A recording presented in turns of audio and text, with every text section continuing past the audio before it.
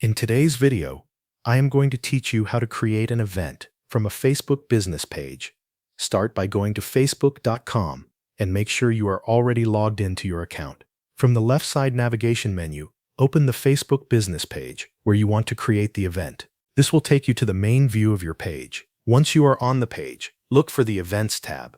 In many cases, you will see it directly in the page menu. If it is not visible right away, click More and then choose Events from the list. This will open the Events section for your business page. Next, click Create Event. Facebook will then ask you what kind of event you want to set up. You can choose between an online event and an in-person event. Select the option that matches the type of event you are planning. After that, enter the name of your event. Make sure the name is clear and easy to recognize. Then set the start date and start time. If your event has a specific ending time, you can also add the end date and end time. This helps people understand exactly when the event begins and when it finishes. If you are creating an in-person event, type in the location where the event will take place.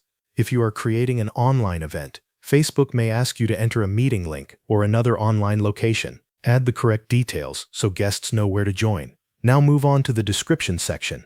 Write a short explanation of what the event is about. Include the most important details your audience should know.